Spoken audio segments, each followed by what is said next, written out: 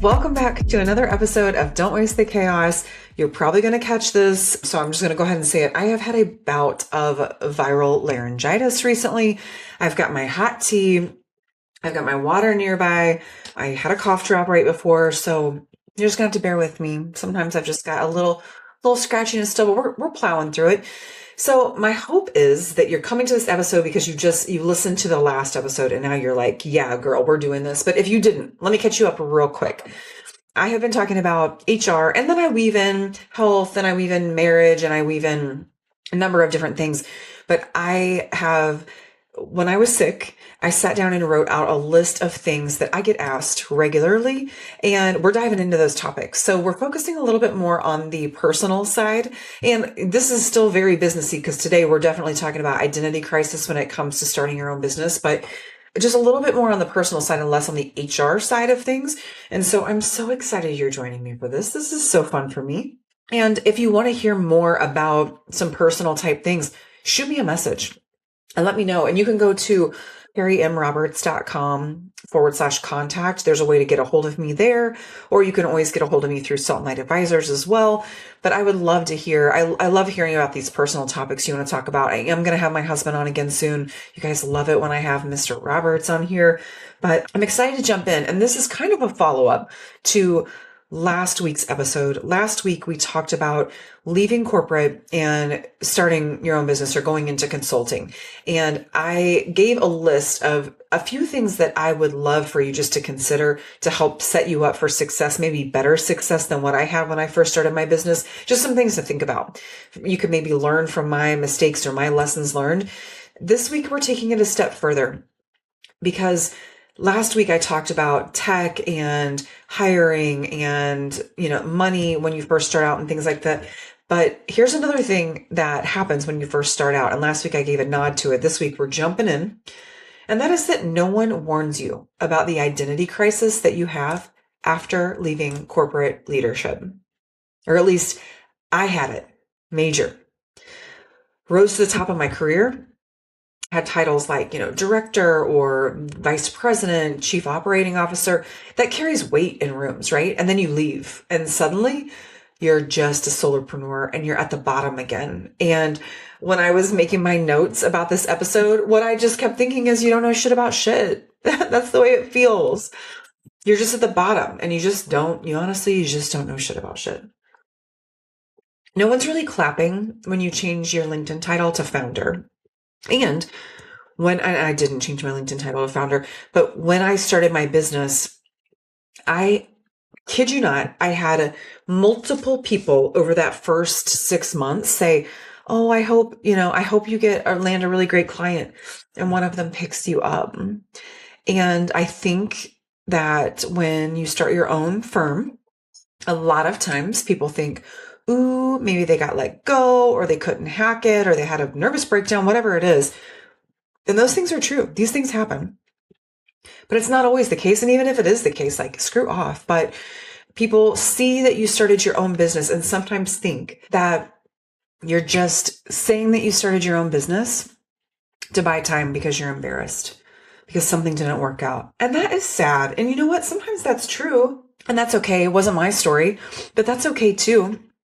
Sometimes you might end up loving entrepreneurship, and sometimes it is a gap that you're using to fill. And all of that is okay, and it's your freaking business, right? But it's hurtful what people think, and it's hard, especially when you've had this reputation that you've built. You've had this ladder that you've climbed.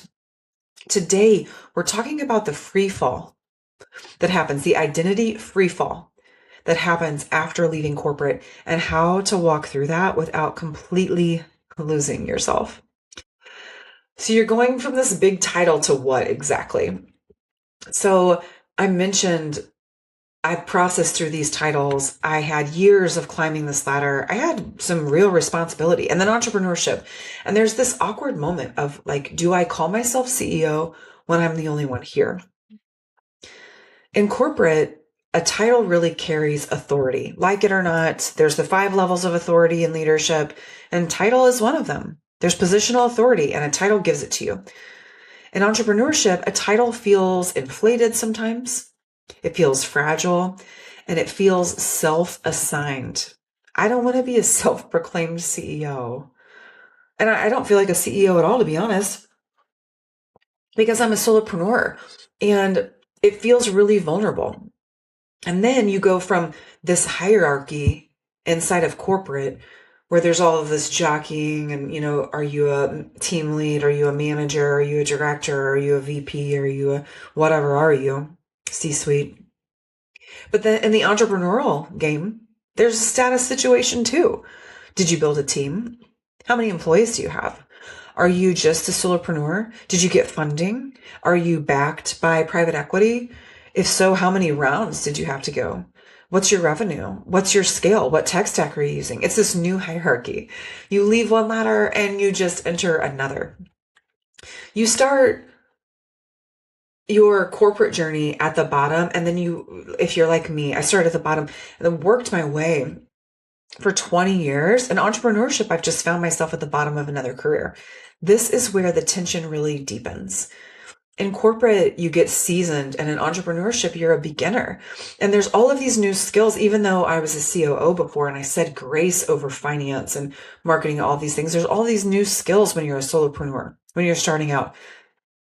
Marketing skills, positioning skills, offer design, sales psychology, tech, personal branding. You go from being the expert to Googling things at midnight. Now, let's be honest, I don't Google anymore, but thank goodness for AI. But the gap is so destabilizing. And for a high capacity leader, it is so humiliating, or it can be, because you're not used to being inexperienced. It's been a really long time. And even though there were times where I started over in industries, I went from distribution to mortgage to higher education to insurance to M&A, you still have this growth that you've already earned, these titles that you've already earned. I remember when I went to insurance, it's probably the toughest transition. When I went from distribution to finance, that was pretty easy. Like, no one was judgmental. It was essentially a startup-ish company. So everyone was just winging it, and people weren't judgmental. Like, oh, you don't know mortgages, because like everyone was figuring out mortgages there. When I went from mortgage to higher ed, that was a little higher or harder because of like academia. People treated it different. Oh, are you tenure track, non-tenure track? Are you faculty? Are you staff? Like, there was some of that, but I didn't care. I was like, whatever, this is silly. I wasn't trying to be anything in particular. I was trying to come in and help this organization because they had had some major trauma, and I was trying to help. So I didn't get caught up in that. I saw it happening, but it didn't really bother me. When I saw it happening, and it did impact my ability to lead when I went from higher education over to insurance. And gosh dang, that industry was snooty patootie. It's really interesting to me. Hard to start out in. If you start out in insurance and sales, just bless you. Because I will tell you, your support staff, some of them are there to make your lives easier, but a lot of them are there to make you feel like you're an effing idiot because you don't know insurance yet. So starting is hard. It's a hard industry to get into. And if you're a support staff person in insurance listening to this, just freaking be nice. But they weren't nice. The support staff that I had, and I wasn't in sales, I came in as the head of operations. They were unkind. They were just essentially like, to my face, you don't know what you're talking about. We're not going to listen to you because you don't know insurance. So I went behind everyone's back and became a licensed insurance agent because I didn't have time for people's sass. So I became a property and casualty agent and then a life and health agent as well. And that helped some. I told people, or I showed people, I didn't have to tell them anything. I showed them I was going to put my money where my mouth was at and figure this crap out. But I still wasn't starting from the beginning because I had that positional authority over them. And when you're going into entrepreneurship, like, you're the bottom. You're at the bottom. So I want to reference some data because I don't want to discourage you from going into entrepreneurship because it is beautiful in so many ways. But I just want to be clear that there is an identity crisis that happens, especially if you're going from like a seasoned leader. So let's talk about just roughly some data without overcomplicating the numbers. A significant percentage of small businesses do not make it past 5 years. It's a magic line. Many solopreneurs make under 6 figures annually forever. That is painful. I didn't want to do that. I knew that I wasn't going to do that because I'd been making multi six figures for a long time. And so I was scared of that. I'd read the data and the statistics. I wasn't coming in blind. I knew that wasn't going to be my story long term, but most solopreneurs make under six figures annually. 5-year profitability is almost always inconsistent, and revenue volatility is normal, very normal in the early years. So if you feel disoriented in years 1, 2, even 3, you are not uniquely failing. You are statistically very normal. The problem isn't that you're struggling. It's that corporate never trained you for beginner energy again, because we're climbing that ladder one way or another. And I made things extra bananas on myself, which I think a lot of entrepreneurs do. I made a major life change, not just a work change. I had a life shift on top of a major career shift. And this is where my story really is powerful, and I'm grateful for it. But I got weird. I moved out of a city. I had lived in cities of over 100,000 for over 20 years, and I left that and moved to a farm in rural, very, very rural Northeast Missouri. I lived down 7 miles of gravel road. Major change. I also left my country club. You can mock country clubs all you want to, but I loved mine. I loved walking in and knowing that they knew what table I liked, what I liked to drink, what appetizers to bring to my table if I was entertaining other people. I loved my golf course. I loved schmoozing it out on the golf course. I loved my kids' swim team at the country club. I loved that he could just use the member number and go get a meal himself. That was so cool. He loved that too, the independence behind that. It was amazing. And not only did I love my country club, I loved the private school that he was in and everything that came along with that. I loved the community that I was in. I loved the reputation that I had built. I loved the network that I had created. And I left all of those things all at the same time while becoming an entrepreneur as well. Talk about crazy. It was a major shift. I dismantled multiple status markers all at once. My title, my income structure, my geography, my social circle, my external validation. And it felt like a free fall. Of course, it felt like a free fall. I didn't just change jobs. I changed entire life ecosystems. But I want to go deeper. I want to go psychological on this because there's a deeper dynamic at play. Here's why this hits high capacity women even harder. And that's because high capacity women tie identity to responsibility. We tie worth to our performance. We tie security to our achievement, and we tie our belonging to our contribution, or at least that's been my experience. And I've talked to my husband about it too, because he's made major changes as well. He's gone out on his own. We've been together for 18 years. He's made all these same changes, and identity has been a huge thing for him too. He's been trying to unravel what his identity was tied up in and how to make that shift. Corporate just reinforced all of this for us. Entrepreneurship removes the scoreboard. There's no quarterly review. There's no executive praise. There's no visible ladder. There's just you and your thoughts, you and your bank account, you and your faith if you've had it. Thank goodness I have it. And this is where ego detox really, really, really happens and really becomes real. So let's get into some details and not theoretical. What did I do to move through this process? Because it is the great unraveling. It is vulnerable. It can be humiliating. It's very, very personal, deeply personal. I did a number of things. I have spent a lot of time in therapy over the last 3 years. I got into EFT, which is tapping. Worked on nervous system regulation in a number of ways. I've had some really honest conversations in my marriage and realized I had a lot of distractors from my marriage, from my motherhood, and I've had to get real about how I was being in my marriage, how I was being in my motherhood, and recenter myself there. There's been a real faith maturation for me, and I've let myself be a beginner and let people see me in progress, which was hard. Was really hard. Here's the hard truth. I probably made it harder than I needed to because I tried to muscle through instead of metabolizing it at first. And you don't solve identity disruption with more hustle. You sit with it. And I hadn't sat with something really ever since I started in corporate America. I hadn't sat with anything.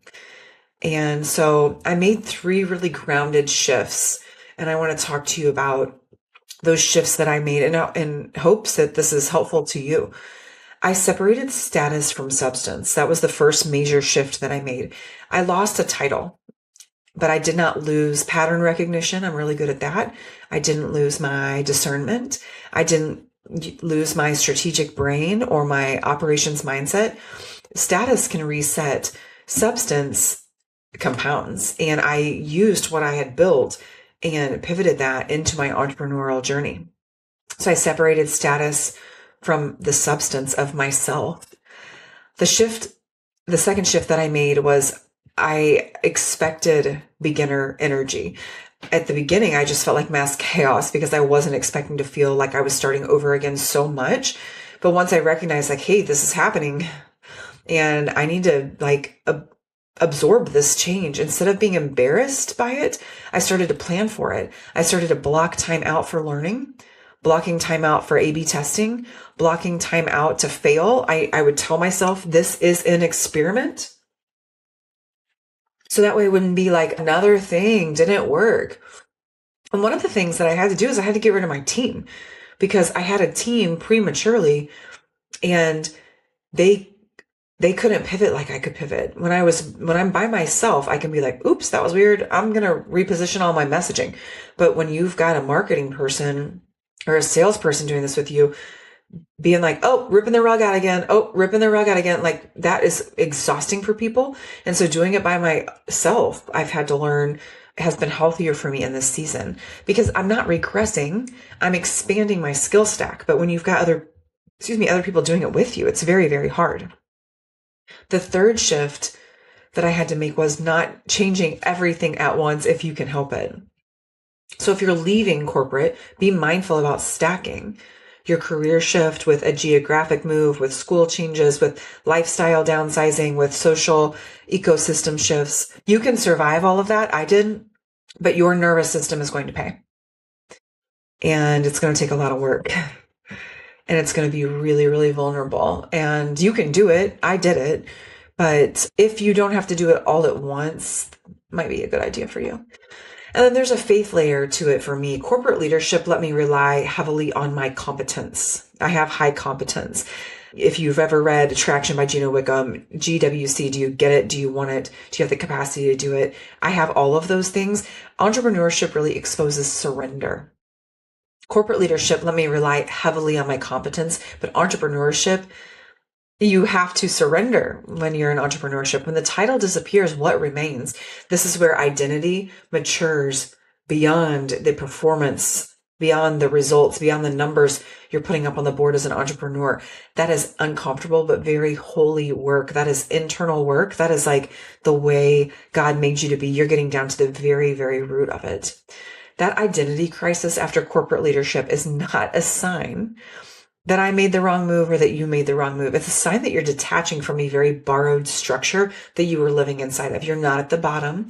You're just at the foundation, is what I learned. This channel is for high capacity women and men navigating leadership and faith. And if that's you, I'd love for you to subscribe. If your title is gone, but your calling isn't, don't waste the chaos. Embrace it. Until next time.